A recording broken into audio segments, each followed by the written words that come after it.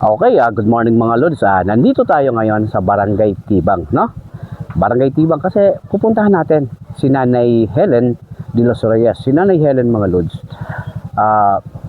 nagkaroon ng panglimang atake na ng stroke, no? So hindi siya makalakad and nangangailangan ng gabay ng kahit sino man na gustong magpaabot ng tulong kay nanay. So dahil sa panawagan ni Lisel, no, atin siyang pinuntahan dito sa Barangay Tibang.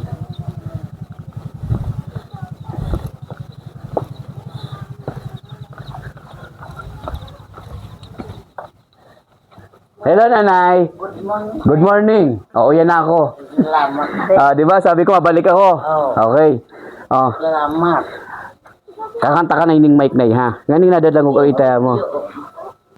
Okay. Ining mic nganing madangog sa buong kinabahan. Okay. Eto mga lods si Nanay Helen, no? Nanay, ilang taong ka nanay? 71. Okay, 71. Pangilang atake mo na to, nay? Anong? Panganom na ba? Anong na? Panganom na tayo? Okay, ito si tatay. Ano pangalan mo tayo? Rafael de los Reyes. Okay, si tatay Rafael de los Reyes, mga lods. Medyo PW din, ano? Kasi si tatay, yung isang, ano tayo, wala ng paningin, ano? Yung kumusta na yung paa mo? Ito na Mapa. Oh, magaba. Ako sa kuyan ko ni Evan din pa. Okay, double kill lang tawag ni mga lods. Na-double si tatay. Okay, ito si nanay. Ito kan natin. Si nanay hindi makatayo. Ano, nay? Saan yung wheelchair ni nanay? Halika, lods. Tingnan natin. Uy, di na kayo guma. Ah, Guma, kaya masakit ng pagtulak. eto mga lods yung wheelchair ni nanay. Yung wheelchair sana ni nanay, yung kanyang nagsisilbing paa, no? Yung kahit pa paano nakakalabas. Pero ngayon hindi na makalabas si nanay. Dahil yung wheelchair niya ito na. Hindi na, sira-sira na. Ang dami ng ano. Wala nang goma. Wala. Ang tawag namin dito, tireless. Hindi tubeless. Okay, ito mga lods, no? Ito yung nagiging problema mga lods. Baka naman mayroon kayong mga wheelchair na hindi na ginagamit sa inyong bahay.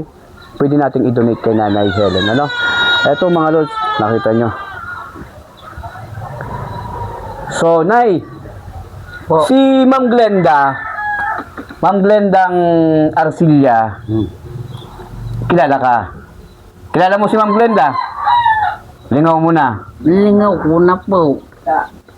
Kan day paparalasan ang anak buhay ni ga tindaan sa kumbako sa bira kalubon sa tao. Iyo. Kilala ka? Ngunyan. Dapat may... Magkakakalbon. Puro ko bistado ito Ayun nga po, kilala ka ngunyan ay dapat tatawang ka kay Tuning Tuwang. Nagkataon lang na si Ma'am Glenda, ikaw namati. May karamdaman din. Kaya hindi siya nakapamakay. So, sabi niya sa kuya, bad Monday na siya mapamakay. So, ang binigay natin kinanay mga lods, dinukot muna natin sa garapon ng buhay, no? Yung garapon ng buhay mga lods, yun ang nagsisilbi nating alkansya.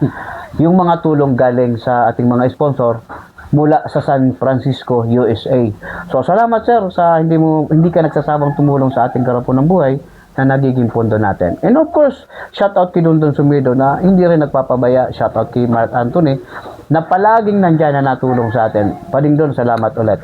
And Nay, mga pudang ka para sa imong kamugtakan. Sa ina ko mga podong tabi sir. Miss Kisay, ayun siya ng gobyerno, kay Bongbong Marcos, kung Kisay, kusay. Ay na sa Marat kang tuwang, oh. Ikaw na magtara. Oh, na yo. Bakit kaning pang-mention Oh. sa sir. Magdabi ako ng ang tuwang po sa Indo. Sige po, Nay. Nagiging emosyonal si nanay. Oh, sige, Nay. May matuwang sa nakan sa to. Sige.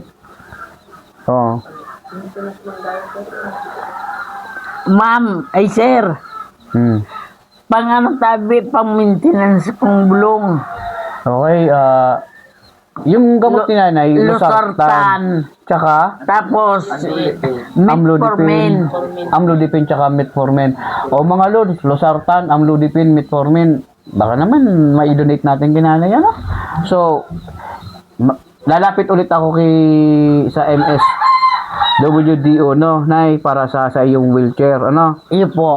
Para naman nakaluwas-luwas ka na, ano? Opo. Sa ganitong kalagayan mga lods, silang mag-asawa, si tatay hindi na rin makapagtrabaho kasi yung isang palingin niya, wala na din, namamaga pa yung pa. So, sa ganitong kalagayan ni nanay, hirap talaga, hirap sila. So, nay, ano, nay, yung maintenance, ano, yung wheelchair mo, yun ang aaskasuhin natin, ano. Opo. Okay, babalik ako muli dito mga lods, kasi yung dala ko kay nanay, pang konsumo lang ni nanay sa loob ng ilang araw, kasi yung pundo ng garapo natin, hindi naman kalakihan, tayo nangangalap din lang ng sponsor para makakuha tayo ng pagtulong katulad ni nanay. Hayaan yung mga lods, pag yumaman ako na mismong magbibigay kay nanay. Mayaman ka naman, sir. Mayaman ako na, isa pagmamahal. Mayamang ako na, mayamang. Hindi mayaman. Okay mga lods, Nanay Helen de los Reyes from Tibang San Andres, Catanduanes, 77 taong gulang. Sana matulungan natin. Barangay Tibang, have a nice day mga lods.